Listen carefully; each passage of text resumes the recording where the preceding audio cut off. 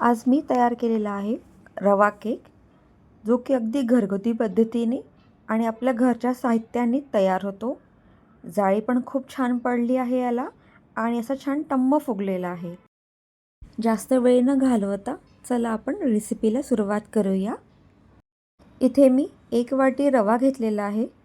हा बारीक रवा घेतला आहे मी. तुमच्याकडे जो पण असणार तो तुम्ही घेऊ शकता. आणि साधारण 1 वाटी इथे मी घेणार आहे गरम दूध. दूध गरमच हवं आहे. आता थोडं थोडं करत यात आपण दूध मिक्स करूया. इथे मी बरोबर 1 वाटी रवा घेतला आहे आणि 1 वाटी दूध घेत आहे. सगळं मेजरमेंट मी ह्या वाटीनेच घेतलेलं आहे. तुम्ही पण घरामधली कोणती पण 1 वाटी या मेजरिंग कप घ्या, जेणेकरून तुमचा केक अजिबात बिघडणार नाही.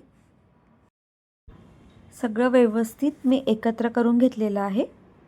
आता आपण याला साधारण झाकून 10 ते 20 मिनटं आपण याला असंच रेस्ट करू देऊया. साधारण 15 ते 20 मिनिटानंतर आपण एकदा रवा चेक करून घेऊया. इथे रवा बऱ्यापैकी अगदी सोक झालेला आहे व्यवस्थित. आपण आता एक मिक्सरचं भांडं घेतलं आहे, त्याच्यामध्ये हा पूर्ण रवा मी टाकून घेणार.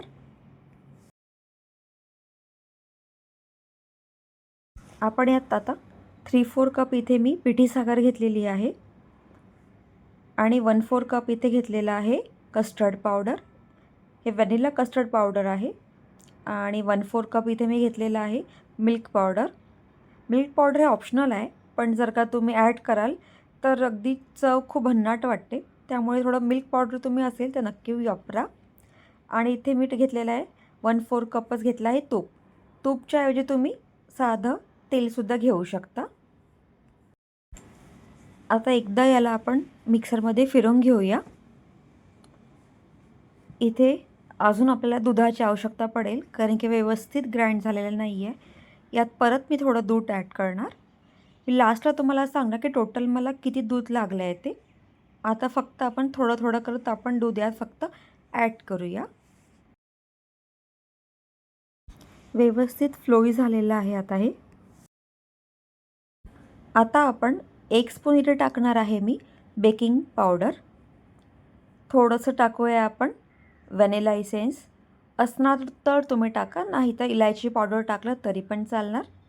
आणि 1/2 स्पून टाकूया इथे बेकिंग सोडा. बेकिंग सोडा टाकला तर थोडंसं दूध टाकते ॲक्टिवेट व्हायला त्याला. आणि व्यवस्थित आपण याला मिक्स करून घेऊया. आता लगेच आपण याला केक टीनमध्ये टाकून देऊ. केक टीनला पहिलेच इथे मी तूप लावून ठेवलेलं आहे. थोडंसं आपण टॅप करून घेऊया. इथे मी ओव्हनला पहिलेच प्रीहीट करून घेतलेलं आहे 10 मिनटासाठी 180 डिग्री सेल्सिअसवर. आता याला परत मी टायमर लावणार आहे. साधारण 30 मिनटामध्ये आपण याला 180 डिग्रीवरच याला होऊ देऊ. इथे पाहू शकता आपला केक झालेला आहे. अगदी मस्त टम्म फुगलेला आहे हा. एक वेळ आपण चेक करून घेऊया की हा व्यवस्थित शिजला की नाही. केक आपला व्यवस्थित शिजलेला आहे. आता आपण याला साईड्सचे एजेस त्याचे थोडेसे मोकळे करून घेऊ, म्हणजे ते काढताना चिपकणार नाही आणि सहज तो डिमोल्ड होणार. एका प्लेटवर याला उलटं केल्यावर थोडं टॅप करा आणि बस हलक्या हाताने त्याला काढून घ्या. आरामात निघतो व्यवस्थित. विदाऊट बटर पेपर लावलं तरीसुद्धा हा खूप छान प्रकारे निघून जातो. तुम्ही पाहू शकता जाळी पण किती छान पडलेली आहे. केक इथे रेडी आहे पूर्णतः.